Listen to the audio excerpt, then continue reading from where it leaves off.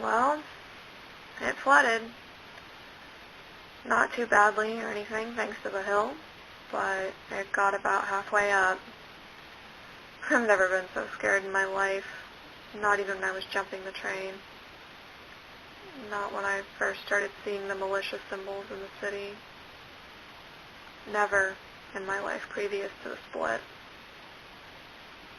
Really put some things in perspective for me, I guess. I mean, I was only 5 when the split happened in the first place, so I don't really remember it too much.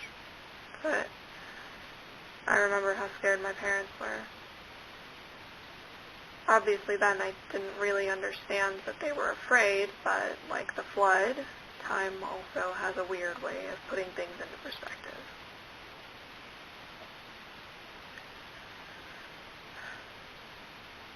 Sometimes I wonder if I'm going crazy out here. Yesterday I swore I heard somebody talking in here, but when I came in, there was only static.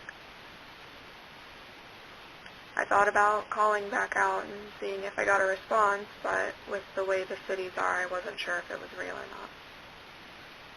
It felt too good to be real. I'm stuck, see? I don't have any kind of transport, and even though the food is starting to creep towards running out, it's not like I can go anywhere. The last train into the city was 2 weeks ago. They used to run every other day.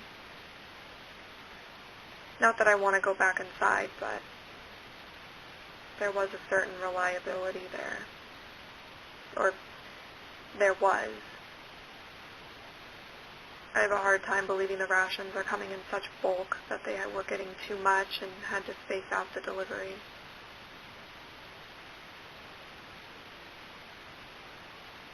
Started with the gas. They never want to admit it for whatever reason, but it was the gas. The ME got too hot and fracking had to stop. All the machines broke down and basically melted or something. I saw pictures in the library on campus in the staff section. It was like thick, gross mud just seeping into everything, and the machines were all on fire, bodies everywhere. It's like this huge crisis, and they just hide it away from everyone. Cover it in those creepy eco ads and pretend everything is fine. Fuck. I need to be careful. If the city is listening and they hear that, I'll be ghosted before I can even end the transmission.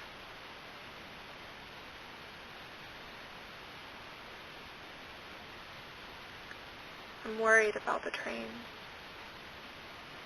There's no way for me to know what's going on inside, and I know things were getting heated when I left. There was talk around the neighborhood. Something about putting the rich back in their place and taking back what was rightfully ours. Or theirs, I mean. I was no industry worker, not a factory grunt or a mechanic. They were, though. They are. I mean, they are those things. I think it would be good for them to take back some power. Balance is what we need, though. The rich to give enough for the neighborhoods to take. Instead, they just sit up in their spires and towers and look down on the lower rings like they know so much better. Maybe they do. What the fuck do I know, sitting here talking politics like one of them? I was trying to talk about the flood. So back in the old days, he wanted to stay the hell out of floodwater. It was full of waste and gas and oil and all sorts of other gross stuff. Now, I don't think it's full of waste or gas or oil, but It is full of prions and God knows what else. Environmental hazards, not human ones. So I kept my toes out of the water and held my breath as it came up and up, closer, closer to the powerhouse. It stayed about 10 feet below the top of the hill, washed through there for about an hour before finally dropping back down. There wasn't even any garbage left on the banks by the time it receded back far enough to see.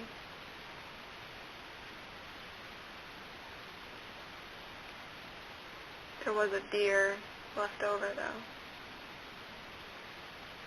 I didn't get close to it or anything, but I could see it when I walked down. I don't know if it lived or if it drowned, but that was always sort of sad. These animals out here just want to live and eat and, fuck. But it seems like every time I turn around, there's something new wrong with them. I swear to God, I saw one with a gunshot wound in it my second day here.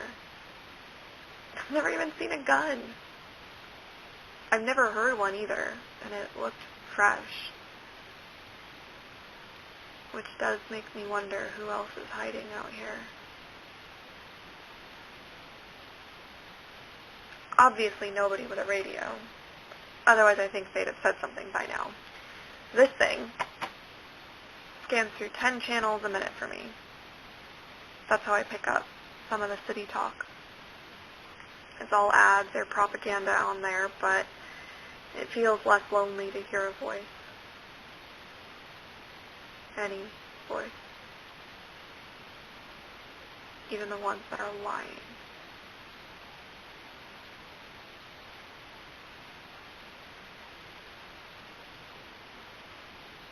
It's getting dark. I've got to secure the powerhouse and make sure the shutters are all locked down. There's supposed to be a storm tonight, and I'll be damned if I die in a storm. Listening out. Storm. Listening out. Storm.